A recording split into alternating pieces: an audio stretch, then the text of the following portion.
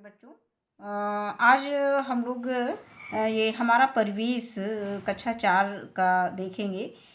पाठ 9 दादी माँ की बगिया।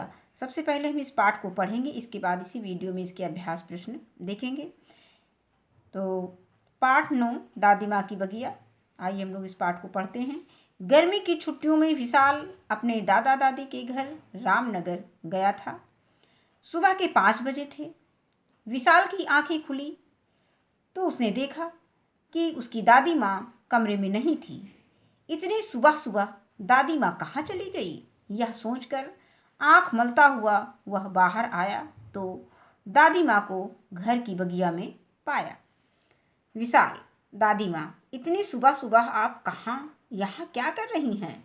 दादी: गुड़ाई कर रही हूँ बेटा।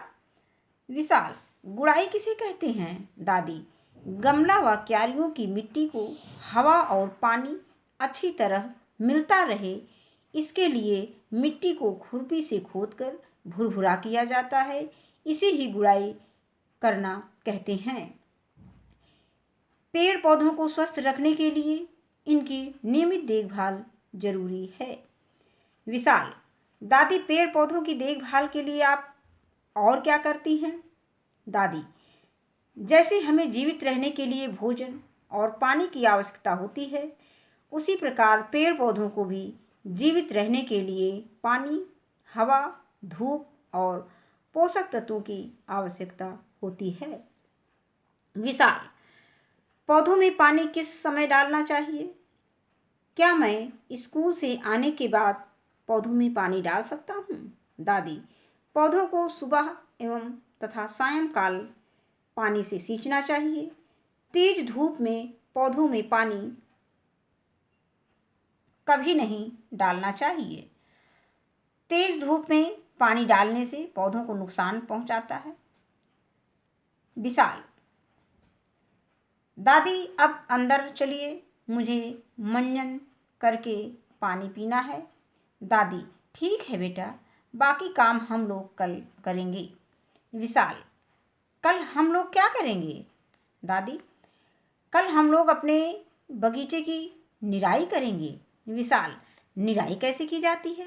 दादी: घास, सूखे पत्ते, फूल और जंगली पौधों को गमले और क्यारियों से खुरपी द्वारा हटाया जाता है। विशाल: निराई से क्या लाभ होता है? दादी: बेटा, इससे हमारे रोपे गए पौधों को अधिक खाद, पानी व धूप मिलती है, जिससे वे तेजी से बढ़ते हैं। विशाल: ये खाद क्या है दादी? दादी: मिट्टी को उपजाऊ बनाने के लिए उसमें खाद मिलाई जाती है। खाद जानवरों के गोबर, नीम व सरसों की खली से बनाई जाती है। इसके अलावा रसोई घर के कचरे जैसे फलों व सब्जियों के छिलके, अंडे का खोल, बचा हुआ खराब भोजन, चाय की पत्ती आदि को गलाकर भी खाद तैयार की जाती है। इसी तरह के कचरों से बनी खाद को जैविक खाद कहते हैं। ऐसी खाद बनाने के लिए इन कचरों को एक गड्ढे में डालकर मिट्टी से ढक दिया जाता है। कुछ महीनों यह कचरा गलकर मिट्टी में मिल जाता है और खाद की तरह कार्य करता है। हम बाजार से भी अन्य खाद जैसे urea, ammonia sulphate, di ammonium phosphate भी खरीद सकते हैं। ये खाद रासायनिक पदार्थों से बनी होती हैं। ऐसी खाद को रासायनिक खाद कहते हैं। इनका निर्माण बड़े बड़े कारखानों में होता है। इसे भी जानें। अनुपयोगी जैविक पदार्थों के विगलित के मीन्स होता है गलने और खाद में परिवर्तन होने की प्रक्रिया को कंपोस्टिंग कहते हैं। चित्रों को देखें और बताएं कि पौधों की देखभाल में ये उपकरण किस प्रकार सहायक हैं, इनके क्या कार्य हैं। यहाँ पे ये फाउंटेन दिया गया है। फाउंटेन से क्या किया जाता है? फाउंटेन यानी फव्वारा, फव्वारा से पौधों की सिंचाई की जाती है। खुरपी से निराई का काम होता है, गुड़ाई का काम होता है। फावड़ा फावड़ा से गुड़ाई का काम भी करते हैं। और इसके बाद ये कैंची दिया गया है, सीजर्स दिया गया है, इससे हम पेड़ पौधों की छटाई करते हैं। विशाल, दादी क्या मैं गुलाब के पौधे या गुलाब के पौधे वाले गमला को घर के अंदर कमरे में सजा सकता हूँ? दादी, नहीं बेटा, ऐसा करने से पौधों को उचित हवा और धूप नहीं मिल पाएगी। पौधे सूर्य के प्रकाश में हवा से कार्बन डाइऑक्साइड गैस लेकर अपना भोजन बनाते हैं। इसलिए पौधों के बढ़ने के लिए धूप और हवा अत्यंत आवश्यक है। साथ ही साथ अत्यधिक तेज धूप और ठंड, कोहरे पाले से भी पौधों को बचाना आवश्यक है। विशाल, दादी क्या इसी प्रकार सभी पौधों की देखभाल करनी पड़ती है? दादी, हाँ बेटा, जब पौधे छोटे होते हैं तो उनकी अधिक देखभाल करनी पड़ती है। जब नीम, पीपल, अशोक, आम, महुआ, बरगद, कटहल आदि के पौधे बड़े हो जाते हैं तो उनकी कम देखभाल भी करें तो भी वे बढ़ते रहते हैं। विशाल, दादी जंगल में, खेतों के किनारे या सड़कों के किनारे जो पेड़ पौधे पाए जाते हैं उनकी देखभाल कौन करता है? दादी, जंगल या खेतों के किनारे पाए जाने वाले पेड़ पौधे स्वतः उग आते हैं और प्राकृतिक वातावरण में बढ़ते रहते हैं, जैसे बबूल, कीकर, चिरचिटा, दूब, घास, मदार आदि। इनकी देखभाल प्रकृति स्वयं करती है। ये अपनी आवश्यकता अनुसार प्रकृति से पानी, हवा, धूप व पोषक तत्व लेते रहते हैं। इसीलिए हमें प्रकृति को शुद्ध रखना चाहिए, नहीं तो ये पेड़ पौधे सूख जाएंगे और उनसे मिलने वाली उपयोगी वस्तुएं हमें नहीं मिलेंगी। विशाल, दादी पेड़ पौधों से हमें क्या मिलता है? दादी, पेड़ पौधे हमारे भोजन के लिए बहुत उपयोगी हैं। ये हमारे एवं अन्य जीवधारियों के लिए भोजन का मुख्य स्रोत हैं। हमें इनसे बहुत सारी अन्य उपयोगी वस्तुएं भी प्राप्त होती हैं। फल, रेशे, दाल, सब्जी, मसाले, अनाज, औषधि सभी पेड़ पौधों से मिलते हैं। पेड़ों से हमें लकड़ियां भी मिलती हैं, जिनका उपयोग फर्नीचर से लेकर घर बनाने तक में होता है। पेड़ पौधे हमें छाया तथा सांस लेने के लिए शुद्ध हवा देते हैं। इन्हीं पेड़ पौधों से हमें मौसमी फूल भी मिलते हैं। विशाल, दादी मौसमी फूल किसे कहते हैं? बेटा, अलग अलग मौसम में अलग अलग प्रकार के फूल खिलते हैं, इन्हें मौसमी फूल कहते हैं। जैसे गेंदा, गुलाब, जैसे गेंदा का फूल ठंडी में खिलता है। गुलाब बरसात में, वैसे तो गुलाब पूरे साल खिलता है। गुड़हल का फूल भी गर्मी में खिलता है, ये भी लगभग पूरे साल खिलता है। चमेली है, बेला है, सूरजमुखी है आदि। अब इसके बाद है, पता कीजिए कि विभिन्न मौसम में खिलने वाले फूलों के विषय में प्राप्त जानकारी दी गई तालिका में भरिए। ये बच्चों आपको स्वयं भरना है। फूल का नाम लिखना है, किस मौसम में खिलता है और उसका रंग लिखना है, और महक है या नहीं उस फूल में उसका नाम लिखना है। अब आता है विशाल, दादी इन फूलों का उपयोग कहाँ कहाँ करते हैं? दादी, बेटा तुमने देखा होगा कि फूलों का प्रयोग शादी, उत्सवों तथा अन्य अवसरों पर सजावट के लिए करते हैं। फूलों से माला बनाई जाती है। फूलों से एक और भी चीज़ बनती है, वह है इत्र।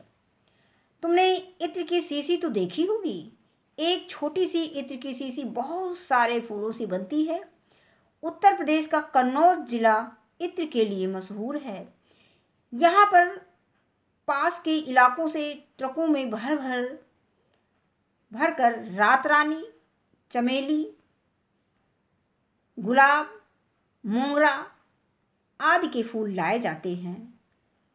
विशाल, दादी इतने सारे फूल कहाँ से मिलते हैं? दादी, बेटा जैसे हम लोग अपनी छोटी बगिया में कई तरह के फूलों के पौधे लगाए हैं, इसी प्रकार कुछ लोग फूलों की खेती करते हैं और इसे बेचते हैं। इन्हीं फूलों से माला, गुलाब जल, इत्र व केवड़ा आदि बनता है। अब यहाँ पे फूलों का उपयोग चित्र के माध्यम से बताया गया है। फूलों का उपयोग कहाँ कहाँ होता है? पहला इत्र बनाने में होता है, गुलाब जल में होता है, रंगोली बनाने में किया जाता है, सजावट में आता है काम, माला बनाने में किया जाता है और केवड़ा बनाने में फूलों का उपयोग किया जाता है। अब इसके बाद हम आगे पढ़ेंगे। विशाल, दादी गुलाब जल का उपयोग कहाँ करते हैं? दादी, बेटा गुलाब जल और ग्लिसरीन बराबर मात्रा में मिलाकर उसमें नींबू की कुछ बूंदें डालकर शीशी में भरकर रख लेते हैं और इसके इस्तेमाल से सर्दी में त्वचा नहीं फटती है। विशाल, दादी मेरी तकिया व चादर पर भी फूलों के चित्र बने हैं। दादी, हाँ बेटा, फूलों की डिजाइन बर्तनों, घरों की फर्श व फेफड़ों आदि पर बनी होती है। विभिन्न त्योहारों में लोग रंगोली बनाते हैं, इनमें भी फूलों की डिजाइन बनाई जाती है। विशाल, दादी माँ, पेड़ पौधे तो हमारे लिए बहुत उपयोगी हैं। दादी, हाँ बेटा, बिना पेड़ पौधों के हमारा जीवन संभव नहीं है। जीवन के लिए इनकी उपयोगिता को देखते हुए हमारा दायित्व है कि हम अपने आसपास पाए जाने वाले पेड़ पौधों की समुचित देखभाल करें। विशाल, हाँ दादी, आप बिल्कुल ठीक कहती हैं। अब से मैं भी पौधों की देखभाल में आपकी सहायता करूँगा। प्रतिदिन सायंकाल पढ़ाई करने के बाद पौधों में पानी डालूँगा, नए पौधे भी लगाऊँगा। अपने दोस्तों से तथा अन्य लोगों से भी पेड़ पौधों की देखभाल के लिए कहूँगा। इसे भी जानें।